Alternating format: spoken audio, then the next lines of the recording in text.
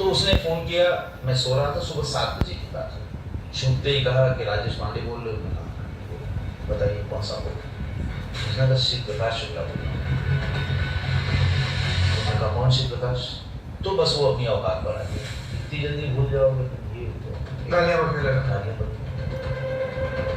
मैं भी गालियाँ दे रहा, वो 19 गालियाँ दे रहा था, मैं 20 गालियाँ दे रहा था। अरे इस बीच में इस्लामाबाद का खून है, ऐसे कैसे? इस्लामाबाद का खून है, बर्दाश्त नहीं हुआ, गाली देनी शुरू। आप वो आखिरी व्यक्ति हैं जिसे जीवित शिव प्रकाश शुक्ल ने देखा जब एनकाउंटर हुआ इंदिरापुरम में। क्या हुआ था, क्या हालात थे? देखिए हालात तो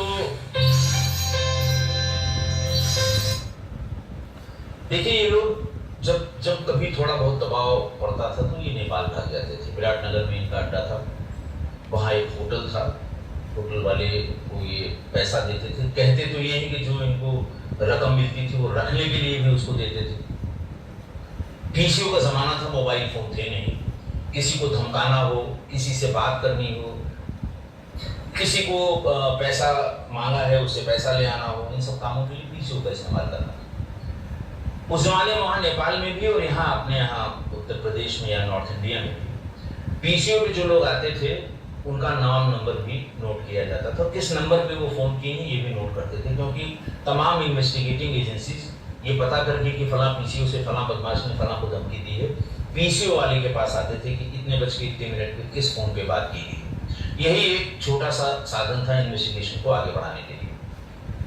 तो विराटनगर बाजार में जहां ये पीसीओ में ये जाया करते थे, शिप सेंट्रल टेबल पे रखा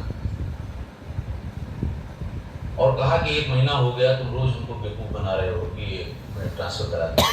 नहीं, वो असल में मुख्यमंत्री मान नहीं रहा था, मैं फलाने से का डिस्ट्रीब्यूशन हुआ तो अपने रास्ते।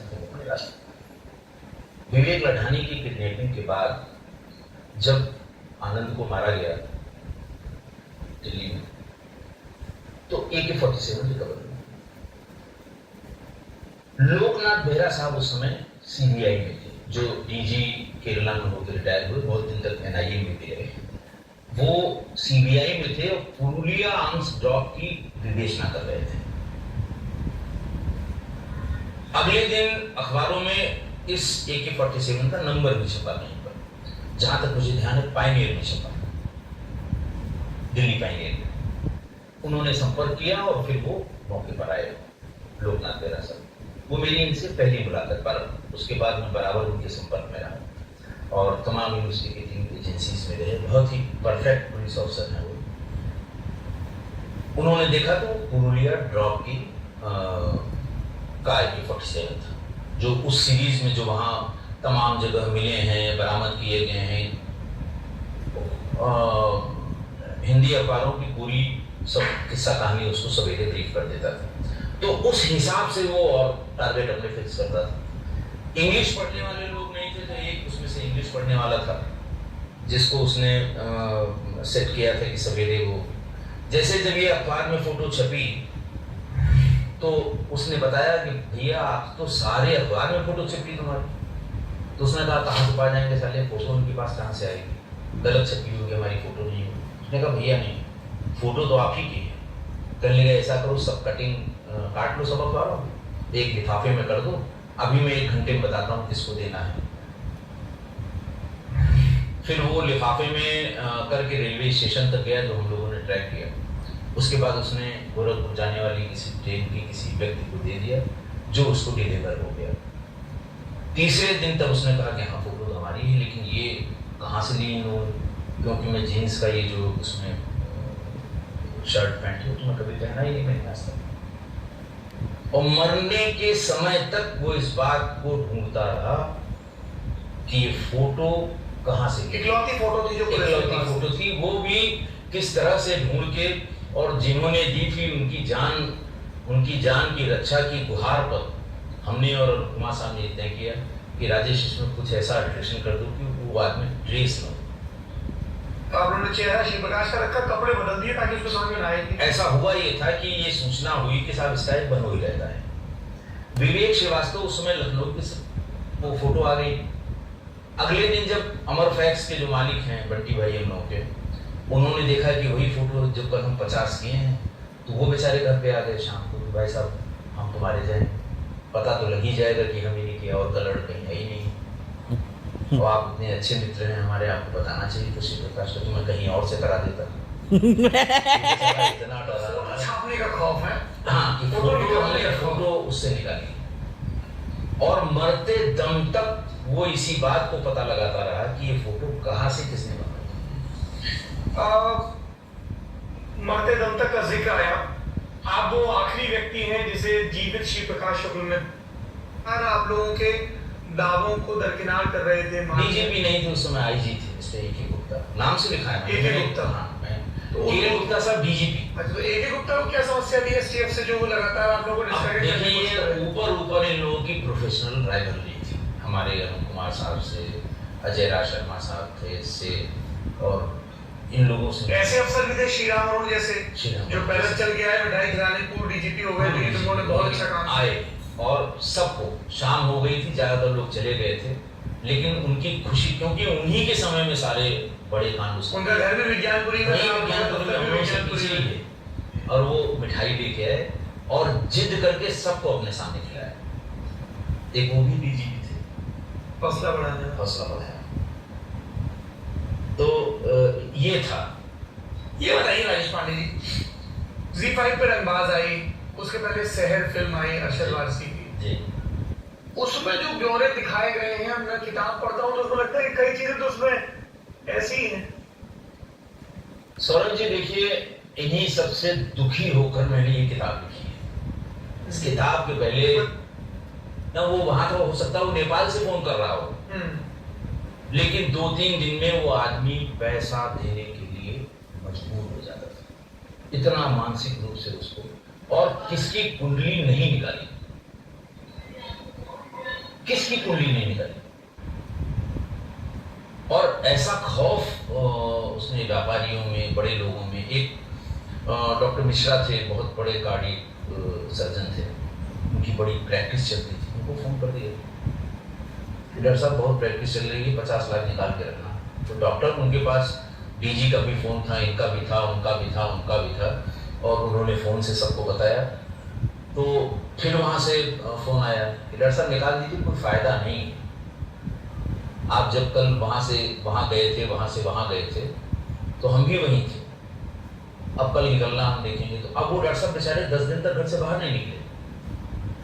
तो ये कुंडली निकालने का जो, तो भाई देखो यहाँ से आके चला गया, तुम लोग क्या कर रहे हो, तो मेरी किसी राजनीति से बात, उन्होंने पूरा वाक्य इस तरह का बताया, ये वो वाक्य है।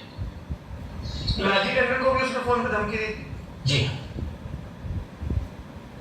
लालजी टंडन को अशोक सिंह के नाम से, इस नाम से, उस नाम से, तो कोई उठाएगा नहीं उनके। तो उसने कहा कि मैं मऊ का जिलाध्यक्ष भाजपा का बोल रहा हूँ। टंडन से बात करेंगे, ये नगर विकास मंत्री थे और बड़े रुतबे वाले मंत्री थे कल्याण सिंह के गवर्नमेंट, अटल जी के एकदम खास। तो जिस किसी ने फोन उठाया होगा उसने कहा कि साहब मऊ के जिला की मैं बात कर रहा हूँ। फोन उठाते ही उसने शुरू किया, मैंने 2 लोगों की ट्रांसफर के लिए कहा था, मैं उनको बताया था उसने कि मैं श्री प्रकाश शुक्ला बोल रहा, तब तक ये इसका नाम हो गया था। उन्होंने कहा था महीने भर के भीतर तुम्हें मार दूंगा, तुम्हारे पास उतनी सुरक्षा है जितनी बिहारी प्रसाद के पास थी, तुम्हारे पास उतनी सुरक्षा है जितनी वीरेन शाही के पास थी, देखो मैं कैसे घुस के मारता हूँ। अब टंडन जी शरीफ आदमी, मतलब कभी वो क्राइम या क्रिमिनल्स के पचड़े में, मैं इतने दिन लखनऊ में तैनात रहा। आप एसएसपी लखनऊ भी? मैं एसएसपी लखनऊ रहा, एसपी सिटी लखनऊ रहा मैं करीब 3.5 साल, उनके इलेक्शन में भी रहा, तो उनको अच्छी तरह से जानता हूँ। बाकी तो और बाकी राजनीतिक रूप से लोग उनको क्या कहते हैं क्या नहीं कहते इससे मेरा कोई लेना देना, लेकिन कभी उन्होंने क्राइम के किसी मामले में कोई हस्तक्षेप नहीं किया, न किसी की सिफारिश की, न ये कहा कि सब उसको छोड़ दीजिए, ये एफआईआर लगा दीजिए, क्योंकि तुम पहले आदमी हो या तुम अकेले आदमी हो जो मेरी बात नहीं सुन रहे हो। ऐसे ही उसने लालजी टंडन को भी जब किया, ऐसे भी किया था, यही उस समय आगे आपको माला पहनाई तब भी गोली मार सकता था। तो ये इतना अच्छा वो नहीं। तो यूनिवर्सिटी के पढ़ने वाले गोरखपुर के कोई लड़के को फोन करेगा जिसके पास मोटरसाइकिल होगी, मोटरसाइकिल का लाइसेंस होगा, उसका अपना ड्राइविंग लाइसेंस होगा, कोई असलहा नहीं रखता होगा, प्लेन एंड सिंपल लड़का है। उससे कहा कि फला व्यापारी की उसकी कुंडली निकाल के आओ, फला जगह रहता है, फला जगह दुकान।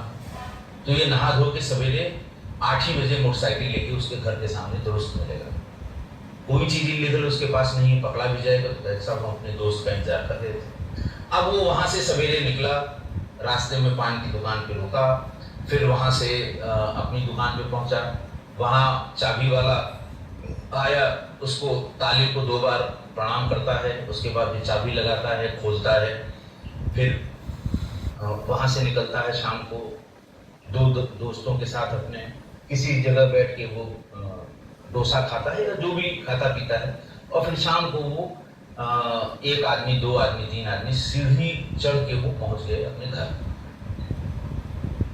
वो लड़का जो कुंडली निकाल रहा था उसने ब्रीफ कर दिया रात में 9 बजे कि भैया 7:55 पे निकला था, 8 बजे मुन्ना पान की दुकान पे खड़ा होकर उसने पान खाया था, और पान खाने के पहले उसने 1 पेप्सी पी थी।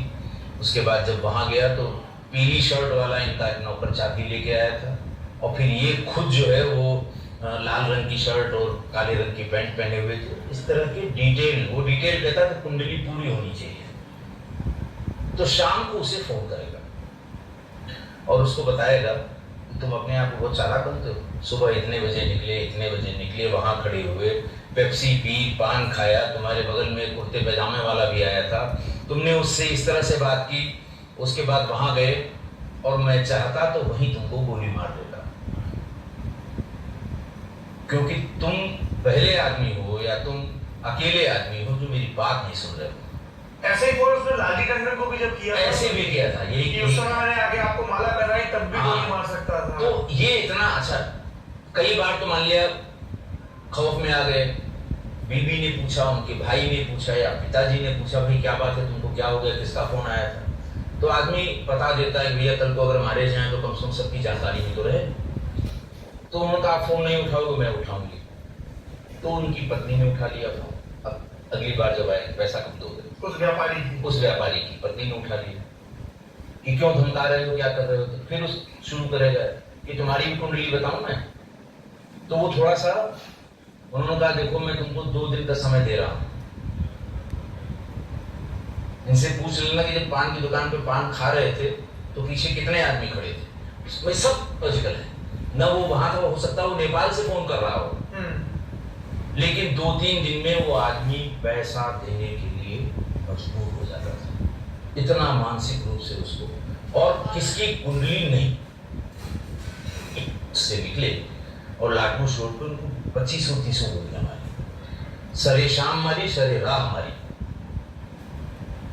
तो जब इसका किस्सा किसी हम लोगों के कांटेक्ट में बताया कि साहब इसके भनोई का पता किया जाए, तो फिर लॉटरी वालों के बीच में हम लोग सब लोग पता किया तब मामलों में, तो उन्होंने 47 का नंबर भी छपा कहीं पर की गई थी, वो बरामद, और वो 19 गालियां दे रहा था, 20 गालियां दे रहा था। इस बीच में इस्लामाबाद का खून है, इस्लामाबाद का खून है, बर्दाश्त नहीं हुआ, मुझे गालियां देनी शुरू। मैं ये भूल गया कि मेरी पत्नी और मेरे बच्चे दोनों साथ हैं, और कन्वर्सेशन होता रहा, आप देख लीजिए उसे। तो इन कहानियों से आजीज आ गया था, परेशान हो गया था, और तब मैंने डिसाइड किया कि जो इसका ऑथेंटिक अकाउंट है ये सब की नॉलेज में आना चाहिए, क्यों है, क्या है, कैसे है। और आप सोचिए हम लोग जब पैरेलल पे सुनते थे सारे अधिकारी, तो डीपी बॉक्स हुआ करते थे पहले टेलीफोन के पोल पर। हमें मान लिया ये पता लग गया कि 5 नंबर हैं जिनके यहाँ से वो कभी कभी जाता है, या उनमें एक पीसीओ का नंबर भी था। कैसे सुना जाए, E10 B के जो एक्सचेंजेस उस समय आए थे उसमें सब इलेक्ट्रॉनिक तरीके से सुनने की व्यवस्था थी। तो वो डीपी बॉक्स में 2 पेयर लगा के टेलीफोन वालों से एसएसपी साहब बात करके उनका टेंट नीचे लगता था, जगह जगह टेंट लगे होते थे, टेलीफोन खुदा हुआ होता था, 4 लोग उसमें काम करते थे। उस डीपी बॉक्स से उस कनेक्शन को निकाल के एक फोन के माउथ पीस में काला टेप लगा के वो कॉल हम लोग वहां बैठ के उस गर्मी में, मई जून की गर्मी में सुनते थे और सब लोग सुनते थे। मैं भी सुनता था, कुमार साहब भी सुनते थे, सत्येंद्र सिंह साहब भी सुनते थे, पूरा दिन और पूरी रात। ये इस तरह का मतलब कितनी परेशानियों से बिना किसी, उस समय हाथ से एफआईआर लिखी जाती थी, बैलेट पेपर से इलेक्शन होते थे। ये लोग इतने बड़े अपराधी वहां पहुंचे कैसे? वो इसका अरमान भी वही था, इसका अरमान हमने भी बीसीओ ये देखिए वही देखिए सबसे इंपॉर्टेंट बात है जिसको ये कि इतनी 90 के दशक में अपराधियों के मन में उनकी इतना हौसला था कि हम सरकार भी बना सकते हैं। 25 तुम जितवा लो विधायक अपने, 10 तुम जितवा लो, सबके उसने फिक्स कर दिए कि इस विधानसभा से लड़ाऊंगा। गठबंधन की सरकारों का दौर था, उनका 25 अगर हमारे होंगे तो बिना हमारे कोई सरकार नहीं बनी। सही बात है। और मणि और हरिशंकर मंत्री बन सकते हैं। अमरमणि के लिए तो ये कहते हैं कि वो सरकारें बनवाता था, उसके पास जो 10, 12, 15, 20 जो उसके विधायक थे वो जिधर चले जाए वो सरकारें बनवाता था। वो दौर था, 90 का वो दशक था। 30 गाड़ियों का काफिला और 25 गाड़ियों में राइफलें बाहर निकली। बच्चे जो स्कूल जाते थे वो छिप जाते थे अपने रिक्शे में। ये वो दौर था और उसी में इतनी मुश्किल में खैर मोबाइल फोन आया। मतलब सबसे ज्यादा धन्यवाद तो इस मोबाइल के नेटवर्क टेक्नोलॉजी है। दूसरा ईवीएम आ गया तो ये धंधा पानी बंद हो गया, बूथ छापने का। तब धीरे धीरे सुधार हुआ। अब तो खैर बहुत सुधार हो गया। आज की तारीख में 40% केसेस सीसीटीवी फुटेज से खुल रहे हैं। आप किसी भी चैनल पे जाके देख लीजिए, 40% केसेस, 40% केस खुल रहे हैं सीसीटीवी से। और कई माफिया माननी हो गए हैं। माननी हो गए, तो चीजें तो बदल गई, बहुत बदल गई। आखिरी में जब एनकाउंटर चल रहा था, गालियां वालियां बक रहा था, कुछ कह भी रहा था शिव प्रकाश? नहीं कहेगा क्या, फोर्स देख ली, भाग रहा था, घेर लिया, क्या कहेगा? भागने की कोशिश करने के सिवा। जिसको ये पता लग जाए कि पहली बार हम घेरे गए हैं, पहली बार घिरे हैं, कोई रात के अंधेरे की बात नहीं थी, दिन की बात। कभी घिरा नहीं, किसी ने घेरा नहीं, किसी ने चैलेंज नहीं किया, तो जानता तो वो भी था कि हमारा क्या होना है। ये शीर्षक कहां से आया? वर्चस्व का इस्तेमाल ये खुद करता था। जब हम लोग फोन करते थे, जैसे किसी ने पैरवी की, कह रहे भैया उसको छोड़ दीजिए फलाने, उनका देखो ये वर्चस्व की लड़ाई बीच में न पड़ना, मारे जाओगे। उसका पसंदीदा शब्द मारा गया। देखो अपराधी का शब्द कितना अच्छा है, वर्चस्व होना भी चाहिए। इसीलिए मुझे अपराधी लोग बहुत अच्छे लगते हैं। बहुत सारे उतार चढ़ाव है, कई